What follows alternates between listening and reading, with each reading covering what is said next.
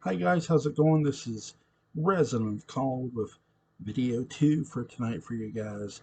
The good, the bad, the great, and the anti-hero. This is my second video for tonight, my final video for tonight. I'll be back sometime tomorrow. Sometime tomorrow. Um, with another video of this ongoing series. Now, again, I want to stress it was hard to pick which character I was going to choose because I didn't want this to just come off as another retrospective. I really wanted to sort of give you why I was putting these characters in this category. I hope I just gave you a great reason for Dr. Julia Hoffman. Again, you guys, I think you guys that you do not have to agree with me on my opinion here. Um, yeah, again, you're welcome to disagree with it. So, with that being said, you know, one character I was really debating on when to do him was Burke Devlin. And, what better time to do that character now was debating with my buddy Mark Gilman. Shout out to him again. I want to give a huge, huge, huge special thank you and shout out to Patrick McRae, my buddy. Thank you to him for, not just coming on, but being a constant guest and a huge Dark Shadows fan and inspiration. He is really, really awesome. If you guys go follow Patrick McRae at Real McRae on Twitter, yes, link to the Dark Shadows Daybook will be in the description box. Go buy that book. Really, really great read. And so, we had did a tribute to the late Mitchell Ryan, and it was a great episode to do with him. Um, he had asked me what do I think of Burke Devlin. Do I think he was good, bad, gray, and what category do I put? Burke Devlin to me belongs in one category alone. The anti-hero in every way. When I say anti-hero, you might say, why do I say anti-hero? Okay, think about the Collinses for a second, because again, as I stated in my Julia Hoffman video, I have to include other characters with her. I definitely have to include other characters with Burke Devlin, Mitchell Ryan's character, the late Mitchell Ryan's character. So you literally have a guy who was wrongfully sent to prison for a crime he didn't commit. This sounds like the intro to the 18, actually, which is funny, but in many ways, he did in every way he did not commit this crime. He did not commit the crime of manslaughter. He was wrongfully sent to prison for manslaughter, and it was Roger Collins paying Sam Evans, as we all know, money to give false testimony. And, not that Burke knew that, there was a witness that came forward that Burke didn't know about. So, which is, if you want to look at one strange thing about Dark Shadows, Burke didn't get to really face his other accuser, which is strange. But I digress. In many ways, though, he gets to face him later because the confession from Sam is awesome. Um, So why do I call Burke Devlin an anti-hero? Because in every way he is, and here's why. I said look at the Collins family. The Collins family, think about the tactics they employ. They would hire people to investigate you. Don't think they wouldn't. They would hire people. They would pay to keep secrets uh, kept. See the lawyers, especially the elder gardener. Um, they make sure they don't want secrets found out, and they employ or either threaten, browbeat, intimidate, and use their money as leverage.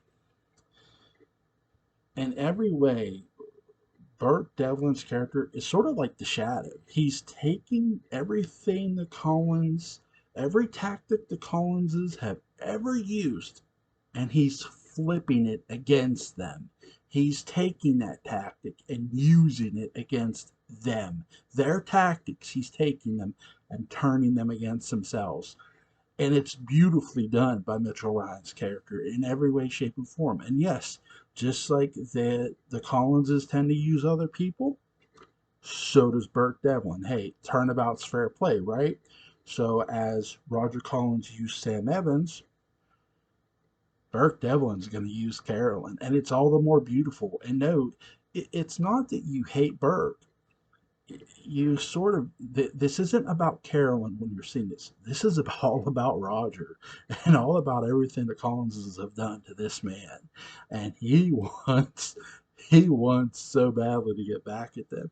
This isn't just a tale of petty revenge. This in every way, well, and I say get back at them. This in every way is about everything the Shadow stood for: justice. This is about getting justice. And that's exactly what Burke's out for. He's out. God, I hate to use the Superman logo, truth, justice, and the American way. But when I think about that slogan, when look in a dictionary, I don't see a picture of the man of steel. I see a picture of Mitchell Ryan's Burke Devlin because he literally is.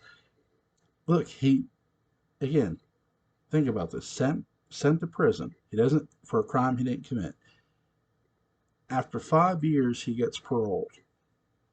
Then he meets a man who offers him a deal. He takes that deal. He jumps at that deal, and in many ways, that deal sets in motion for him to have the money. Now, it's you could debate if you'd like to. You could debate whether you know the Blair, was those people the Leviathans? Could those people have been the Leviathans? Maybe. Who knows? We don't know. Um, you never know, right? But until that's proven, which is really fun to debate with. So to me, he keeps going. Then Bill Malloy. Here's Bill Malloy who watches Roger's son. And now, during me and Patrick's video, I had discussed Patrick had asked me, do I think that um, David is Burke's father? Or do I think Burke is David's father? And I said, yeah. And so, even though, I know in the series, canon wise, Rogers is dad, so I'll refer to that for this one. When um, Bill Malloy, you know, finds out from the sheriff that it was David who removed the bleeder valve. It shocks and horrifies him. He realizes now, I gotta make a deal with Burke to save this kid's soul. Because if I don't, this kid's, he. It's not that he doesn't believe in Victoria Winters. He hasn't really got to interact with Victoria Winters really, in the series. So that's the interesting part about it too, that literally it's not so much about not trusting Vicky. He just sees this as an opportunity to get Roger out of David's life, and if he can get Roger out of David's life, it'll somewhat save David's soul. That's really Bill Malloy's goal. It's Yes, it's to help Liz, but it's more about David. I'd say, in my opinion. And again, Burke, I think Burke understands him too, to the point of, okay, I'll again, if Burke wasn't about giving people chances, he's given Bill Malloy a chance to help him. He's like, okay, I believe you. I believe you'll help me. He knows Bill Malloy's an honest guy. But what have I said about secrets? Bill Malloy gets killed because he found out something. And again, this is where it begins, the Lost Pen incident, and we know how that turns out. That you know uh, Matthew Morgan killed Bill Malloy. Again, when I think of Mitchell Ryan's Burke Devlin, think about it too. Once he recruits Mrs. Johnson, he recruits Bill Malloy's housewife to get in that house. And how does he do that? He uses Carolyn. Again, he's taken the Collins tactics, turning it against them. Again, another shadow move. And again, when he's in his hotel room making out with Carolyn, he when he hears about Victoria, he gets right up and goes. Here's where you sort of now tell that Burke Devlin gives, we sort of get the hint when Mrs. Johnson goes into the great house that he cares about Victoria.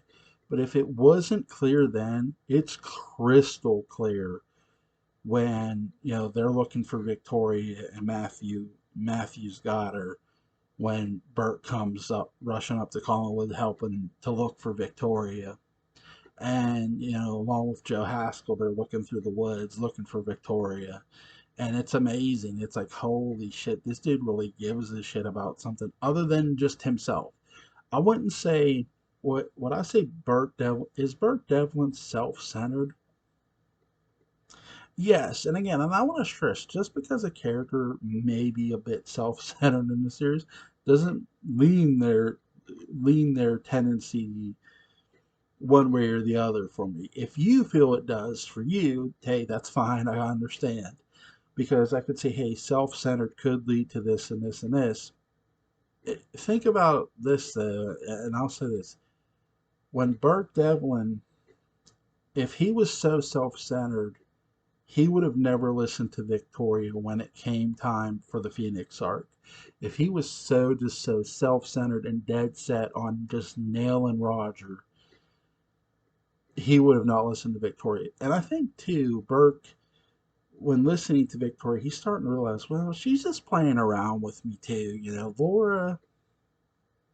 Laura keeps promising Burke something that she doesn't deliver, and really, it, Burke begins to see something. It's like, well, why aren't you just answering these guys' basic questions? Like, you're not really helping your own case.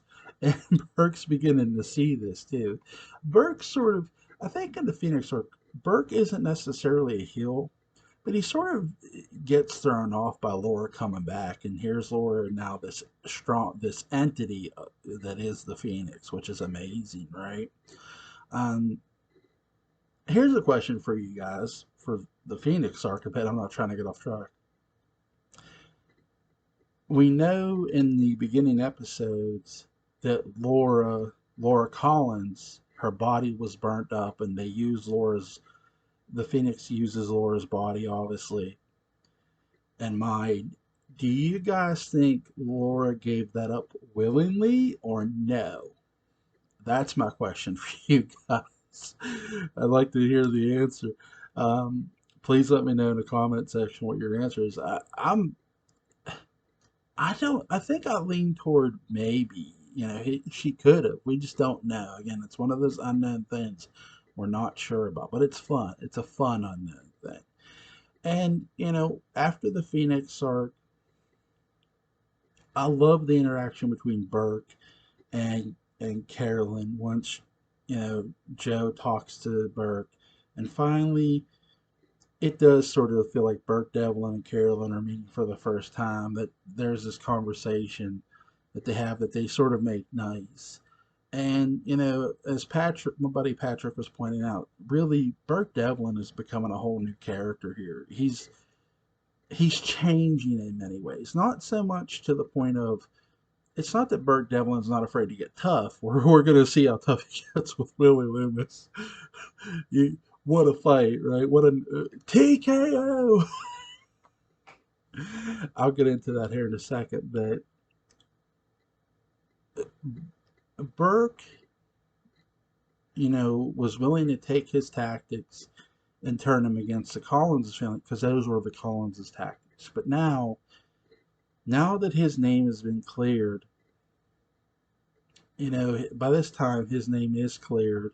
Roger does admit it. He doesn't, and when he admits it, he looks at Liz like, "What are you gonna do?" And when he sees that she's willing to pick up the phone and call the cops and have her brother thrown in jail, it lets Burke know one thing: this family has a soul. This wasn't. You could say, why didn't Burke make Roger go to jail? This was, this could have been, you might say, was this ever about Roger going to jail? Or was just this about letting people know, the people who convicted him know, hey, I didn't do this. The people who knew him, who knew him, hey, I didn't do this. And I think once he sees Liz pick up that phone and he hands it up, he knows, okay, I'm glad to see I was wrong and you actually have a soul up here. And it lets me know that all this wasn't for nothing. And you could sort of tell that with not just Mitchell Ryan's actions, but his body language. And I think he gives that off very nicely in that episode. Go check it out. Um, just a powerful, powerful set of episodes after the Phoenix arc and after it leads up to that. Very, very, very good. And so you really have this guy who set out for to find truth. He gets it. Justice. He gets it in a sense. And now he's sort of content to own Logansport and be wealthy. And now he's in love with Victoria Winters and they're dating. He wants to spend time with her. He has fallen. I think you could tell with Mitchell Ryan's character that Burke Devlin had fallen in love with Victoria Winters before Anthony George takes over, well before Anthony George takes over. I think you could tell that when he rushes to Vicky's aid with going to search for her when Matthew Morgan had taken her.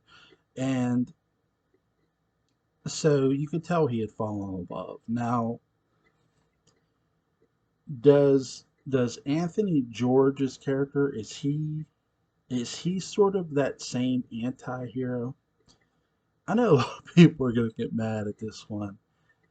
I don't feel Anthony George's portrayal of Burke is different than what Mitchell Ryan's was. I think they were portraying the same character. Now, you could say he doesn't have the same bravado as a Mitchell Ryan, and I would agree with that. He doesn't, but I'll say this. Remember all the things Burke was doing to get to the Collins family? Well, think about when Barnabas says about a duel to Anthony George's Burke Devlin, and he says about this uncle he lived with in England. What does Anthony George's Burke Devlin do? He checks on it, and he finds out that it's not true, and he hires a private investigator. And again, huge shout out to my buddy Patrick McRae. He's the man. He had asked me, well, real quick, I had said that in our Burke Devlin or in our Mitchell Ryan tribute, sorry, that Anthony George's Burke Devlin is talked down from continuing the investigation by Victoria Winters, by Alexander Iles's Victoria Winters. If that were Mitchell Ryan, I see the conversation happening, but I don't see it turning out the same exact way. He might have lied to her. And you might say, is that teeter on? But no, he's just trying to find out, well, why would this guy hide it? Something, you know? And again, would that have cost Bert Devlin's life? It probably would have. But he would have still pushed for that investigation. He probably wouldn't have backed down. And another thing, Patrick McRae had asked me, when Anthony George's character comes to the costume party dressed as Jeremiah, if that were Mitchell Ryan, would he have come dressed as Jeremiah Collins or would he have come dressed in a suit? I said he would have come dressed in a suit. And Patrick added, or not at all. And I agree, or not at all. I think that's the biggest difference. If you really want to weigh what the key differences are between them, I don't feel Anthony George played it so far off, but I think the two biggest distinctions are that the costume party and probably him backing down from because of Victoria talking him down on it. Again, I don't see Mitchell Ryan's Burke Devlin doing that, but Anthony George's did, and I get the distinction. Yes, there was a difference, but was it a large difference? It was a large enough difference, we'll say. But I do still somewhat feel Was he an was he still the anti-hero at this point? Again, no. Again, I think that's where that had left. With Mitchell Ryan's character, the anti-hero was gone. Um, Anthony George's character, now you could say some of it during the Jason McGuire wedding, but I think here's the difference. I think I think if Mitchell Ryan's at that wedding, he's clocking McGuire. He's not letting a gun get from his hand. Who knows? Um, that's a little fun. I'm having a little fun with this now, but I do think again with Mitchell Ryan's Burke Devlin, he was definitely the anti-hero. He was again about truth and justice. Again, he had taken their tactics and turned it against them and used it against them, and that's not wrong. The Collins family used many tactics. Burke Devlin just took their tactics and turned it against them. With Anthony George, again, I like that he was continuing sort of what Mitchell Ryan was already doing. Mitchell Ryan was already he was telling Liz, hey, this guy, don't let Jason McGuire put you out of business because I want to be the one to put you out of business. In many ways, he's trying to more motivate Liz than intimidate her. And he sort of does piss her off too by doing that, which I love. I love that scene between Mitch Ryan and Joan Bennett. It was beautiful. And with Anthony George showing up at Anthony George's birthday, Devlin showing up the wedding, he's sort of giving this look at like McGuire, like I really don't like you, and I love that from Anthony George. You can say that's easy to do. I don't think it is. I think Anthony George was a good actor. Was he the greatest Burke Devlin? No, he wasn't. But I do think he possessed the ability to play the character, enough to pacify audiences. In my opinion, I'm gonna get hammered hard for that.